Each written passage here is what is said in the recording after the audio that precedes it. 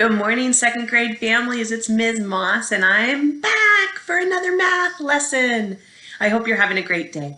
I do want to remind you, envy pride, you can do hard things, and of course, you can learn from your mistakes. We did talk about a new word on Monday. I want to remind you of it. My son and I were just talking about this word the other day, and here it is.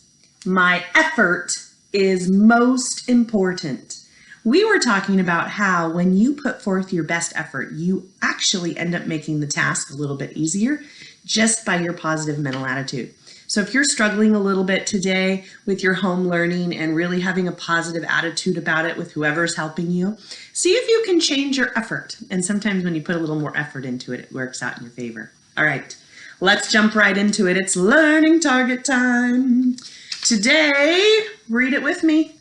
I am learning to measure using centimeters. Second grade friends, we have done a lot of measuring in second grade, so this will be a little bit of a review for you. We used our inch room rulers, we measured with popsicle sticks, we've measured with cubes, we've measured with all kinds of stuff.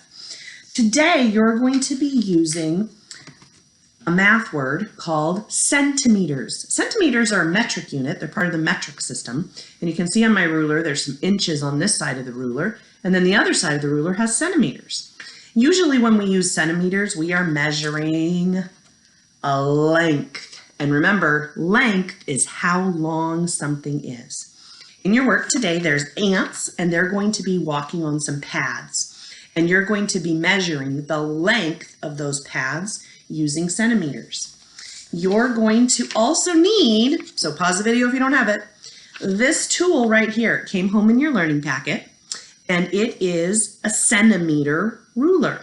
I've cut mine out so you can see just like this. And if you have not cut out this ruler yet, go ahead and pause the video before it switches over so that you can do your best work.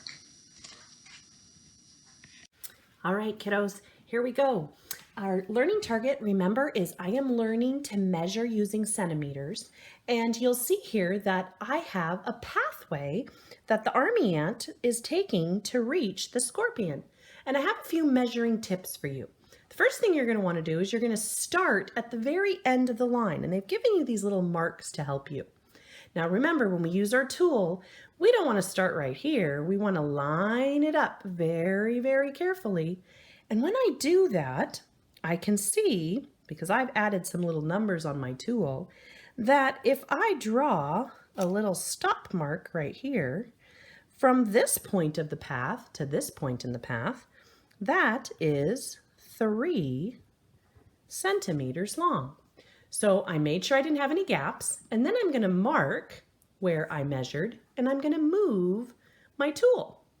Now you can see that on this part of the pathway, again, I'm starting at the very end of the line. I'm going to make sure I have no gaps, and then I'm going to mark where I stopped. And it looks like right there at the end of my tool is where I have to stop. So my whole tool is 10 centimeters long. And then I'm going to, once I've marked, move my tool, and I've got 1 centimeter that remains before I arrived at the scorpion. And once I have done all of the parts of the path using our measuring tips to help, my last step is I have to add the parts to find the total. So I see here that I have a 10, a 3, and a 1. Well, if I put all of those centimeters together, the 3 plus the 10 plus the 1, that gives me a total of 14 centimeters that the army ant had to travel to arrive at the scorpion. In your activity sheet today, on the part that is called ants, you're going to be measuring some paths that different animals are taking using your tool and our measuring tips that we just talked about. And then the next part of the activity down here for number 2 is you're going to compare the lengths of the 3 paths and determine which one might be the longest, which one's the shortest, and figure out which path you might take. All right, if you have now finished your measuring, great. If you haven't, pause the video because we just finished ants and now we're going to move on to the second part, which is hot dogs, all right? So if you need to do some more measuring work, go back and finish your measuring before we move on. Our next target is something that is a review, which means we've already studied it and we're coming back to it. The new target I want you to look at is I can compare and order numbers. So there's two words in there. First, we're going to compare the numbers, and then we're going to order the numbers. And in order to do this review work, we're going to be using some math symbols that I know you will recognize, and they look like this. So when we compare numbers, we're going to ask ourselves, are the numbers less than, greater than, or are they equal? And we're going to use those math symbols or that notation to make some number sentences be true, okay? And on my board here, you probably got a sneak peek, I've set up an example so that when we look at our sheet in a minute, it'll make a little bit better sense of what you're going to review. So this number sentence says 135 is greater than, less than, or equal to 467. And you'll see to help me, I drew our place value model, which we're becoming rock stars at doing. And that really helps me compare the numbers. Because I can quickly see when I look at my place value picture that it's going to have 400 mats in this one, which we know is a big number because it has 4 hundreds. And this one, it only has 100. So I know that that one's going to be smaller. Okay, so looking at that hundreds place is a great place to start. Now that I know that the 400 is bigger, I'm going to put 2 dots by the bigger number, and I'm going to put 1 dot by the smaller number, and that helps me to make the proper symbol, because then what I have to do is connect the dots together, and I will have a less than sign. 135 is less than 467. But, uh-oh, friends, look at this one. The next one I'm going to compare, 223 and 212. Well, if I look at my place value picture, they both have 200s. So that's equal.